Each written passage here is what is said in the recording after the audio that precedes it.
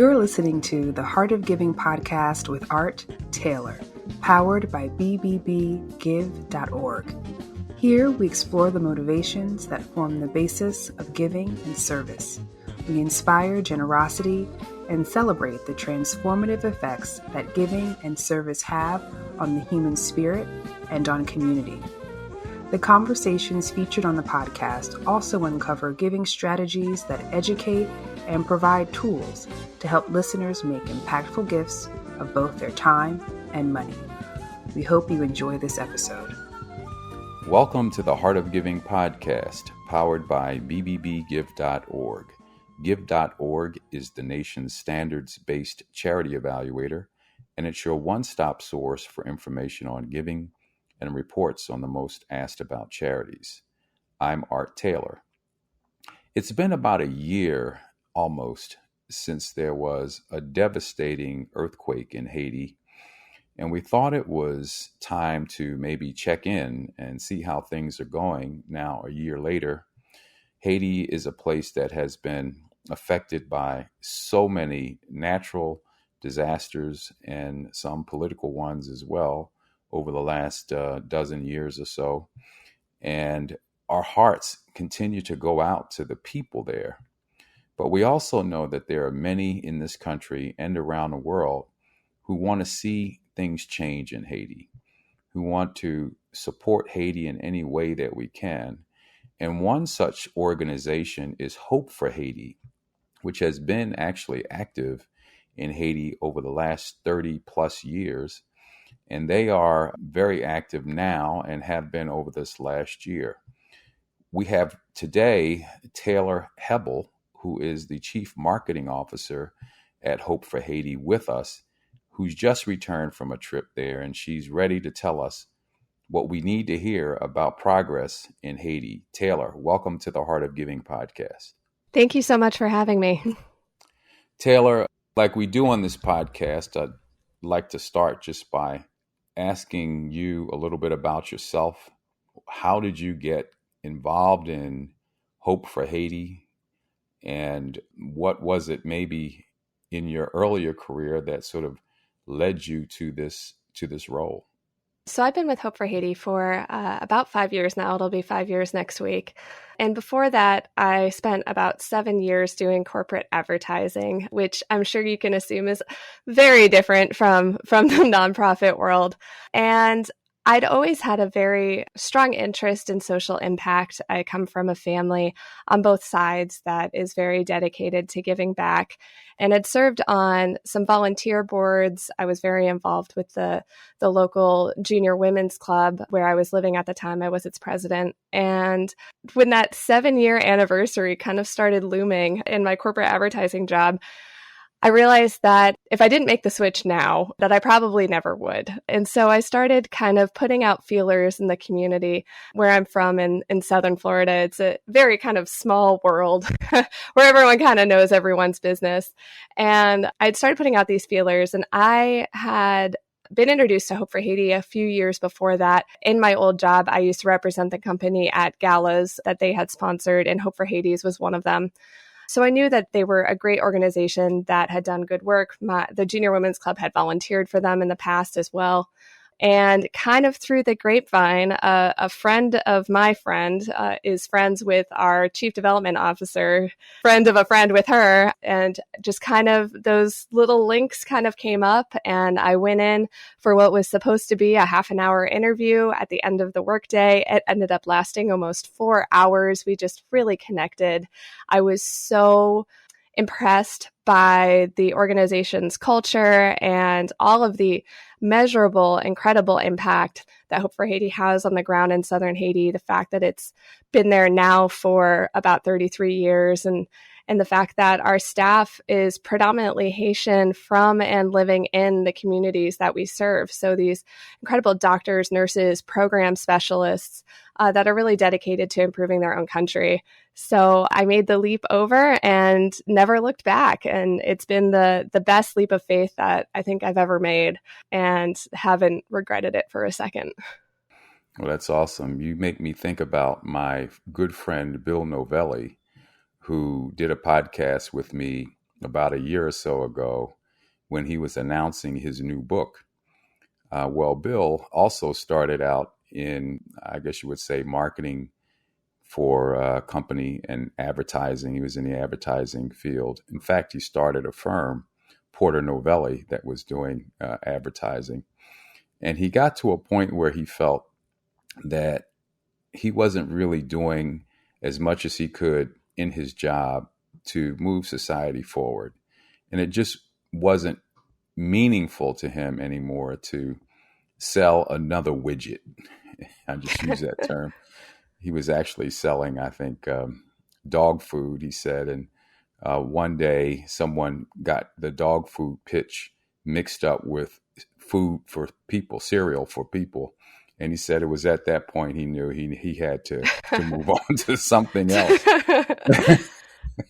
Well, I wasn't selling dog food, but that rings very, very true. You know, you get to a point where I was in my mid-20s and just knew that if it wasn't now, I'd already been there for 7 years. If it wasn't now, then it was probably going to be never. And then I think I knew I'd look back at my life later on and regret not making that jump and trying it out. Well, you definitely need to meet Bill because he's gone on and turned what was a corporate career into an amazing career to help society in a variety of ways. So I'll have to make that connection. I think you'll enjoy talking with him. But now you are with Hope for Haiti, has been around now, as you say, for 30 years. How have things evolved there over the last year or so, given what you've seen? So after the earthquake struck, we were obviously one of the first to respond just because this was, as I said, in our backyard. And it's been this year of incredible growth because the world really rallied around Haiti after the earthquake. And we started seeing a massive influx in donations, enabling us to do the work. And because of the scale of the devastation, our programs each had to grow to fit the need. We just closed out our fiscal year on June 30th, and we estimate our programs reaching 750,000 people in the south of Haiti. That's children, that's grandparents, and others that were greatly affected by the earthquake. And we closed out the year with our healthcare program in particular conducting over nearly 111,000 medical consultations, which, to put that in perspective, is about a 400% increase in patient load over our last fiscal year. And that's through our infirmary, which is in downtown Lakai, as well as our mobile clinics. MSPP, which is the Ministry of Health in Haiti, really relied on our network to send us out into communities to hold mobile clinics to provide that kind of critical care to people who were either injured or dealing with chronic illness, which is something that you don't really necessarily think about as an immediate concern right after an earthquake. But if you are a diabetic, you need a continuum of care in order to stay healthy and to stay alive. And so we were able to provide that. Because we've been in Haiti for over 33 years, we have a robust supply chain. So when other organizations maybe were struggling to bring in that critical gift in kind, like food, like medications and medical supplies, tarps, emergency shelter, we brought in over 27,000 home water filtration systems to help reduce waterborne diseases, over 10,000 tarps and 100 tents for emergency shelter. We brought in solar lights through a great partnership with Amazon. We not only needed to fill the need for our 24 partner communities that we've worked with, but we also needed to respond to the greater need of the south of Haiti. And we were just so uniquely positioned to do so, partly given our focus on local leadership and empowerment, which includes those 150 doctors, nurses, et cetera, that are part of our staff who live in and are from the communities we served, just dedicated to improving their own country, but as well as in our partner communities where we were able to provide things like mental health training to the teachers in those communities so that they could try to help mitigate any mental health and PTSD issues for the students. We were able to provide direct cash transfers to mothers who maybe were struggling to put food on the table after businesses closed down or their homes were destroyed. We distributed almost 140 100,000 pounds of locally produced food that was distributed to 18 communities after a food security assessment. So this is all just to say that it was a year of incredible growth, and we really attribute that both to the massive public outpouring of support that came to Haiti after the earthquake, as well as truly the resilience and collaboration of our staff and our partner networks throughout the south of Haiti, who all came together to try to respond as quickly as possible. Those are astounding statistics. To say that you've had that level of increase in your activity over the last year is just remarkable. And it's unusual, really, that an organization would be able to ramp up in the way that you have. I suspect some of that is due to, as you mentioned, getting additional support around the earthquake to help bolster and enable you to provide that level of support and activity. But what else might you say, in addition to your being there and having this wonderful supply chain, what is it about your people, the people who work in your organization, that would drive you to such astounding numbers of support for Haiti at this point? Yeah, if it's okay, I can read a little bit of a note from our education program director, Ronald. Sure. I actually just had him write a little bit about this for our annual report, which is going to be coming out in the coming weeks. It does come down to the dedication of our staff, the resilience of our staff, and our core values spell out reach. It's resilience, empowerment, accountability, collaboration, and hope. And each plays such a significant part in our work. I mean, hope is in our name as an organization. But what Ronald wrote for the annual report, I think, is a great kind of encompassing statement. He is Haitian and living and working in Haiti. And like I said, he's our education program director. So what he wrote was, our work to support Haiti finds its true meaning in the courage of its people to remain strong in the face of adversity while aspiring to a better tomorrow. In the midst of the most destitute circumstances, we Haitians would always tell you, we are like reeds, we bend, but we will not break. Haitians' resilience is legendary, and this inspires our organization to stand with them in the most challenging moments, working hard every day in tandem to support our mutual dreams and become one of their most trustful partners. Resilience is one of our core values, and our staff has made it their motto to accomplish unimaginable goals in the most difficult contexts. Our strength is our resilience. Wow. And I think that one, he's an incredible writer and an incredible kind of spokesperson for our organization. But I think that stands true. Like you mentioned it, and like I said too, it's been an incredibly difficult few years, just with challenge after challenge after the earthquake. It wasn't just kind of emergency response the way that you picture the immediate emergency response, rebuilding schools, treating injuries. When we started doing assessments after the earthquake, we had originally assumed that we would need to fundraise X amount and have to do X amount of consultations and distribute X amount of water buckets and X number of pounds of food. And when we started completing those assessments, we realized that the need was far greater than we could have imagined, and that this was a three phases of recovery that would last through 2023. So we're, entering year 2. We've made an incredible impact, but we're not going anywhere, and the work still needs to get done. Thinking about that work that needs to get done in the future, how do you plan for supporting in a country like Haiti that is probably one of the least wealthy, I'll say, probably one of the poorest countries on the planet, is totally dependent, it seems, on the support of other nations and people and their goodwill.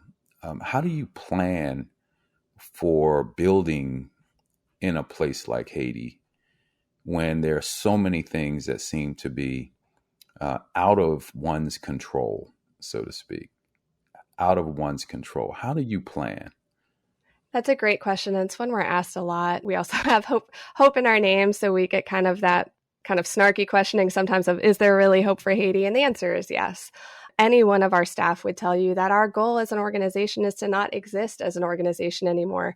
We operate under a sustainable communities model where we go in to partner with the local community and help them succeed, help them help themselves succeed in the hopes that we can eventually pull out of that community and move on to the next. So we have 24 partner schools right now, partner communities right now. And our goal, our end goal as an organization is to solve the need, to solve the reliance, and to really help these communities thrive. We like to say that great ideas and talent and intelligence isn't location bound. It can happen anywhere. It's just the resources that can help someone make a difference. And so us being able to bring in some of these resources, making sure that teachers are trained and provided with a stipend, because public school isn't free in Haiti the way it is here in the United States. And some families can't afford to pay those school fees. So then teachers stop teaching because they don't get paid, or students don't go to school because they have to walk too far of a distance, or they're not getting enough food at home or clean water. So they're sick. So they're out. By being able to help at the kind of holistic, granular level in partnership with these communities, so that opportunity, those resources are there and they can thrive on their own, is really the end goal for our organization. I think, like I said, if you asked any of us, whenever we do those, where do you imagine the organization in 50 years and 30 years? All of us would say, we hope we're not needed. We hope we're out. I'd like to be out of a job. And that's kind of our kind of end goal, is to finish the work and not be needed anymore. But until that point, we'll be there. We're going to be in the communities. We're going to be partnering with them. And we like to say partner. We don't go in and just build a school. We go in and we partner with the communities, and they build the school. We provide the resources. They help get the work done, and they feel so committed to it being done because they know it's in partnership and it's not just us telling them what they need or how to do things. Well, you've been with this 5 years, as you mentioned, and I should give you a shout out for being promoted last week. Congratulations. Thank you. That's got to be a good feeling to know that you're appreciated in your organization and recognized in that way. But I want to ask, though, about the whole notion of burnout, because when you're doing the kind of work that your organization is doing, when you're seeing the kind of suffering and to some extent misery that people are going through, it can have an effect on you. And I just want to know how your organization goes about caring for each other as you are caring for the people in Haiti who probably need more care than anyone can actually give them at this point. How do you go about taking care of each other? Yeah, that's a great question. It's one that actually came up a lot in our fiscal year planning for this coming year, because yes, this was a hard year, and we all across the board felt the effects of it, especially going on multiple years within the pandemic, and then to have the work ramp up in such an exponential way, like you said. We are a very close team. We have lots of touch points together. That kind of collaboration and hope that I mentioned as two of our core values really are important to us. In the immediate aftermath of the earthquake, one thing that I think our CEO, Skylar, and our Chief Program Officer, Linda, and our Chief Operating Officer, Meg, really did well was we kind of almost had like a buddy system for a little while where you would try to check in on each other, see how everyone's doing. We activated phone trees in the immediate aftermath so that everyone could see that everyone else was okay. We're also kind of a casual organization. And a lot of our communications, we have an all-staff WhatsApp chat where people wish each other happy birthday, send photos. So we kind of started doing some lighter-hearted, show a photo of you from 10 years ago. And it was kind of fun to see the span of what everyone was up to a decade ago. But we've also rolled out wellness initiatives over the past year as well, including wellness stipend for U.S. staff. I know that they've worked on mental health resources for our staff in Haiti who was directly affected by the disaster. And I hate to say we're like a family, because I think in a lot of places that can sometimes be twisted into something that's toxic and unhealthy. But for our organization, we all have worked together for a long time, and we've all hugged at galas, or those of us who have been to Haiti shared a drink with a colleague, and just kind of naturally out of it, there was a lot of one-on-one contact and one-on-one outreach and just really checking in on each other and making sure that everyone is okay. And that's top down. Our CEO was calling all the staff to make sure that they were doing okay. He flew down to Haiti pretty much immediately after the earthquake to be with our staff, which I think is kind of another unique thing that maybe you wouldn't see at all other organizations. He felt it very strongly that he needed to be there in person, to be there with them and to let them know that they weren't alone. And we also really encourage staff to utilize their PTO. I won't say that, that none of us were taking PTO in the immediate aftermath. We were all way too busy. But there was a lot of, from the top down instruction of, you need to sleep, you need to eat. I know we're fundraising. I know we're doing a lot of press. I know that the work needs to happen as quickly as possible. But you can tap out if you need a tap out. Take a couple hours, take a nap, make sure to get food. The work can't get done if you're burnt out. And that's very cultural for our organization, and something that we feel very strongly about is self-care. This is international development, and especially when there's a disaster, it's a marathon. It's not a sprint. And if you're not taking care of yourself, the work is going to suffer. I think, like you said, there is a tendency sometimes to burn out in this line of work. But I think our culture as an organization has really done a good job of preventing that as much as possible. I won't lie and say that August and September and October weren't extremely busy and difficult, and that I was getting a full 8 hours of sleep every night. But I also knew that if I needed to take a break, I could, and it was heavily encouraged. Now we're about to enter into hurricane season. Yes. Which is always a scary time. I guess we're already in it when you think about it. And we can't expect that nothing will happen there, although we're hopeful there won't be any hurricanes that hit in the Caribbean or in the United States. But how do you prepare for that eventuality? I guess you have to have systems in place anticipating an event of this type. Yes, we have very robust crisis management and preparation in our organization. It's just an unfortunate necessity and reality for working where we work. Also, just because our U.S. office is in Florida. It's not just our Haitian staff that has had to deal with it. Hurricane Irma flooded our office significantly in Florida, and we were not able to work out of it for a while it was repaired. So we do kind of have to think about it on those two kind of pillars, that it might not just hit in Haiti. Like I said, we've been around for 33 years, so we've seen these. We've seen Hurricane Matthew, which struck southern Haiti in 2016. We now have multiple earthquake responses under our belts. The food insecurity, the political instability, COVID-19. These are all terrible things that we wish never had happened, but because they have, we learn something new from each one and improve our processes from there. We have very robust playbook for these things.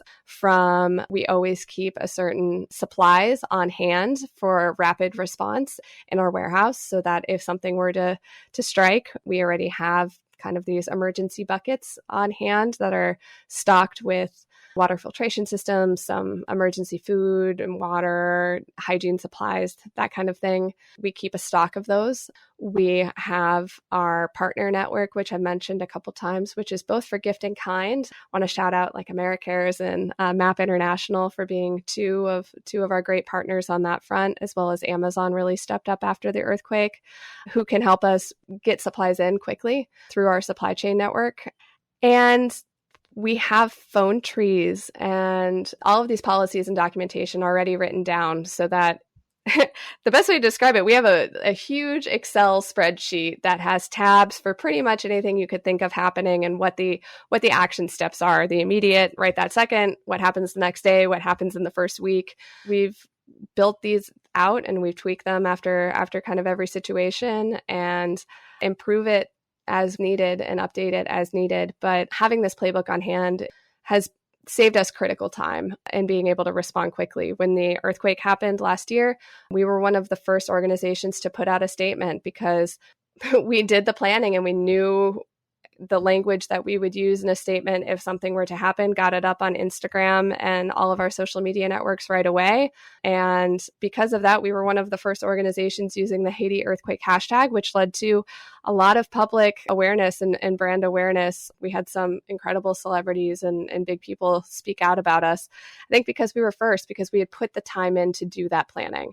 And it's the same thing ahead of every hurricane season. Are the supplies there? Is all the staff aware and comfortable with the policies? Do we need to do another reminder of things? Everyone look through, see if anything in your action item column needs to be updated, have anything transferred from one employee to another. Putting in that little bit of work ahead of time really means you can start responding and be confident that you're responding in the right way and that certain things are already pre-approved to roll with. So you're not being held up by approvals and bureaucratic kind of like red tape within our organization. Just start working immediately, and here's your playbook for that. So any organization that's kind of working in areas like this, I heavily encourage just putting in the work up front to do that, because it'll save a significant amount of time and headache in the awful situation that something does happen. Taylor, I want to ask the question, how can people help? But before I do, I wanted to just point out that I noticed on your website that you have NFTs, non-fungible tokens, that are made up of artwork, digital art by some Haitians. Yes. That people can access and purchase, which I was really both surprised and happy to see. Yeah. So you're giving some of these local artists a chance to get some of their work out there as a way of helping them prosper and giving attention to the organization as well. But how else can people help? And I'm glad you brought up the NFT auction. That's a brand new initiative for us that my colleague Sarah Porter has been working very hard on. One of our program areas is economic development. And so we love on one hand really trying to be as innovative as possible and diversifying revenue streams and being where the people are to get our name out and get that awareness out. But on the other side, these Haitian artists being able to get their artwork out to a greater audience as well, where you don't have to be in Haiti to purchase it and you can be anywhere in the world. It's been a really interesting project so far. So yes, I encourage anyone to go to our website to check that out. It's 900 individual NFTs that are up for auction right now. And the artists will each receive a portion of the proceeds, as well as royalties for any future sales. And then the rest will go to helping us rebuild 2 schools that were very badly damaged in last year's earthquake. We're currently rebuilding several schools throughout the south of Haiti, and this will help 2 of them. Outside of NFTs, we have a couple kind of annual campaigns that are really fun to get engaged with. One is the Hike for Haiti, which is inspired by one of our partner schools where the children climb a mountain every day to get to school. We encourage people around the world to hike on their own and dedicate the miles to children and families who walk those long distances to access education or healthcare. That's year round. And then we do have in-person activations in the spring that in some key markets that people can attend in person. We have an in-person gala in South Florida every February, so that's another option. We also make it pretty easy to donate funds, whether it's donating crypto via Apple Pay. We accept Venmo now, as well as the more traditional cash options. And every dollar really makes a difference for us. We're really proud to be able to say that our 3-year average of expenses that's related specifically to programs, so program expenses, is over 95%. And that's on the 3-year average. It's 95.1 currently, which means for every dollar donated, 95 cents is going directly to programs and really truly makes a difference. If you're not able to give monetarily, just subscribing to our newsletter to stay aware of what we're working on. We love sharing the impact and photos and videos of what's going on in Haiti. I'm currently working on a big roundup from my trip. I can't wait to show everyone the photos of how incredible everything is looking at some of our schools that we're nearing completion on from the rebuilding, or just subscribing to us, following us on social media. Awareness plays a huge role in what we do, and just sharing that out and helping spread the word can maybe make someone else donate. So visit our website. It's www.hopeforhaiti.com, or our social media handles are at Hope for Haiti everywhere except for Facebook, where it's at Hope for Haiti FL. We're working to get that changed, but it's still Hope for Haiti FL for now. Well, you've been listening to Taylor Hebble, who is the Chief Marketing Officer at Hope for Haiti. And we want to thank you, Taylor, for joining us on this episode of the Heart of Giving podcast, and wish you continued success in your work, helping people in Haiti who so desperately need that support. Thank you so much for having me, Art. Well, and to all of our listeners, I want to thank you for checking in. And of course, you can find us on all major podcast platforms. And there are about 90 other amazing guests that we've had over the last couple of years. If you haven't heard them, please take some time and check in.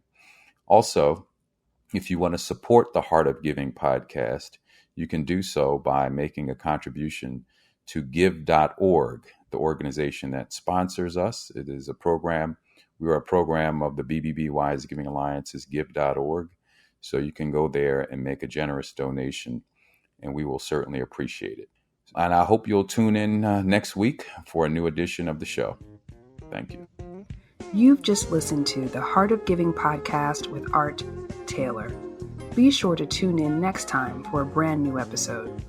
To listen to our other interviews, visit heartgiving.podbean.com.